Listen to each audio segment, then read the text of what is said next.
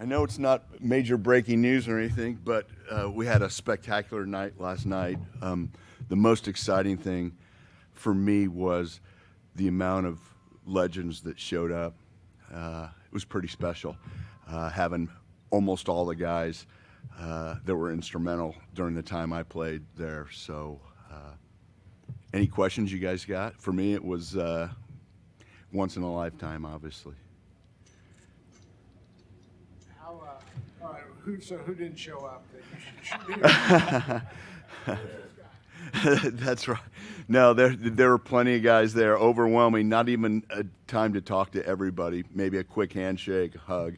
Like it was kind of like being at a wedding, and you knew every person there. So friends and family, but really teammates that I hadn't seen for 25 or 30 years. Jamie Williams, Ted Popson, handful of guys. Frank Pollock was there. A lot of the offensive linemen. Ricky Waters, one of my favorite personalities, just such a great guy. And so it was really special. Quite honestly, it was overwhelming. Did Steve have a role as a presenter, or is he just? Steve did have a role as a presenter, and it's amazing over the years how much more refined his presentation is. He was very focused. He told great stories. He was funny, and he was very thoughtful, a little emotional, and it was spectacular.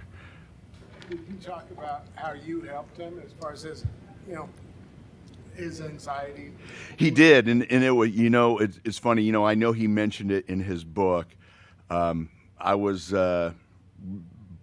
button lip for my whole career, and it was nice that all my teammates there now realize that I wasn't just his roommate to sit there and whisper in his ear to throw me the ball all the time, that there was a purpose, and he kind of gave the background with Mike Holmgren, telling me that, I planned on rooming with Tom Rathman in training camp, and Mike Holmgren told me, no, I was rooming with Steve Young, and I said, no, I'm all set, I'm with Rathman. He said, no, I'm not asking you, I'm telling you.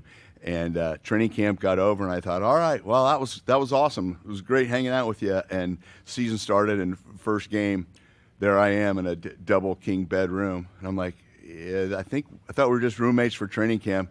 No, bro, I need you. And so for the next 10 years, it was quite an exciting ride. But it was nice because I could never say anything. So I'm sure guys are like, everybody has their own room. Why are those two idiots rooming together? So it was nice. But it was great, and it was thoughtful. And I wouldn't change anything for the world.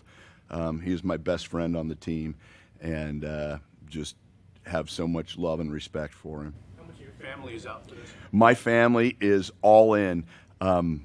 Every person in my family made it out except for my dad. He's been having troubles getting around, and he just didn't think he could pull it off, getting out and walking around. But I know he's there in spirit. He asked for 1 million pictures, videos, and so when we get back home, we're heading over to his house, and we're going to give him a full play-by-play for a couple hours. What do you think of your statue? My statue is remarkable. It came out more amazing than I'd ever imagined. Credit to Shelby Soltow, because she gave me a few ideas at the very beginning, but she said, I think this kind of is your signature move. And the more I looked at it and the more I thought about it, the emotion in the statue is pure. It's intense. I think it was a touchdown to just go ahead of the Saints, with a couple minutes left in the fourth quarter, and I was just energized and firing that ball, spiking it as hard as I could, and you can feel the emotion in the statue. The company EIS that makes the statues were remarkable. The guy that created it was there last night, and the amount of detail and intensity that they brought to the statue was really amazing. And they had called my wife a week before. Nobody would let us look at it. Nobody would let us have any idea what it was going to come out like. But the company had called and said, it's one of their best statues ever. And I'm like, I wonder if they just say that to everybody. But it really is different and unique and special. How did you learn that you were being inducted, and then what were your your first reaction? So it's a great question. So I was stumbling around barefoot in May. It was starting to get warm in Texas, and I was walking out to my office, and my phone rang, and I looked, and it said Jed York. And I have Jed's number, but I've talked to Jed 4 or 5 times over the years. He'll ask me a question about something, or I'll reach out to him and say, hey, congrats on a great year.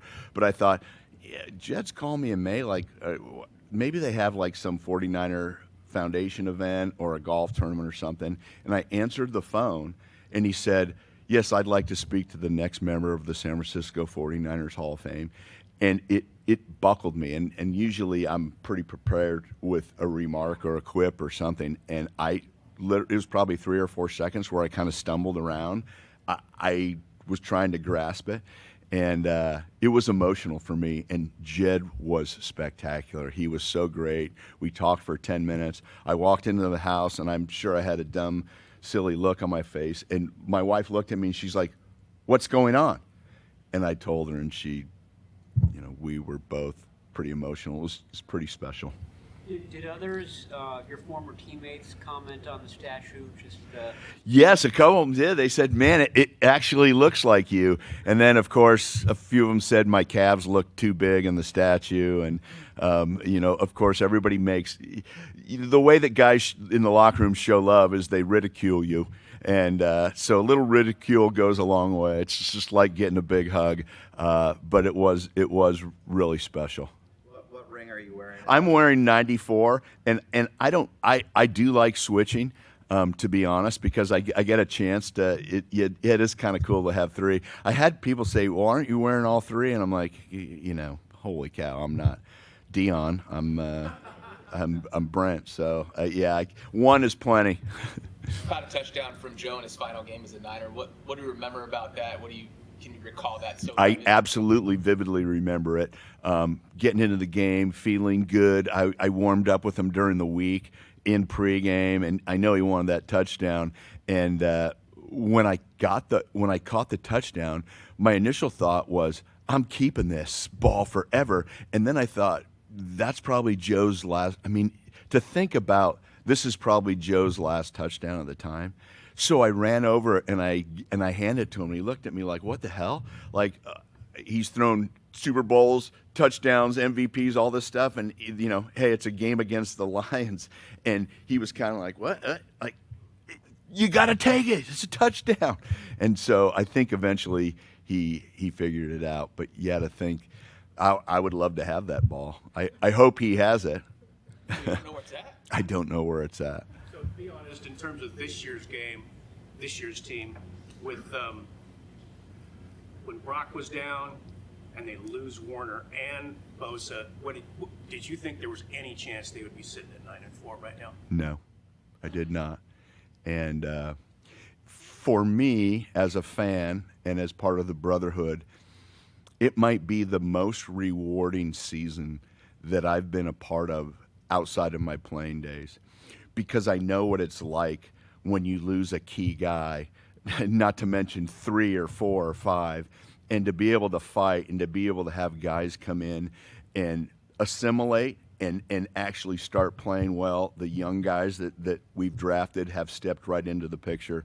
And to see what not just Mac Jones did, but some of our defensive line, our defensive backs, everybody across the board, our receivers, it's been, as a fan of the game, truly remarkable to see the grit and determination. And I know, and I'm not there, but I know what it's like. I've been in locker rooms. This is a special locker room because you don't get where you are to this point without having special guys and leaders in the locker room. And not just that, but the coaching staff has freaking stepped it up. I mean, it's just not supposed to be this way. And so it's been really rewarding to watch and just know that there's something special going on in that locker room. Your career began with adversity. You didn't suggest you're going to be a great star. Have you ever, you ever give thought to like if you'd stayed with the Steelers? Yes, I'd probably have about 30 catches and 4 touchdowns and a lot more bruises, and I would have blocked a lot more. And it's ironic. Chuck Noll had come out to Santa Clara. I didn't know he was there. I found out he was there maybe a week after he left. And there were some teams. I thought the 49ers at the time were one, the Broncos, the Chiefs, teams that you probably threw the ball more and certainly utilized a tight end to some degree. The Pittsburgh Steelers were not the mold. They weren't on the radar for me. And when they drafted me, I was so excited. My friend said, well, you're going to get a Super Bowl ring. I mean, obviously in the 70s, but the Steelers had kind of a rough 80s and 90s.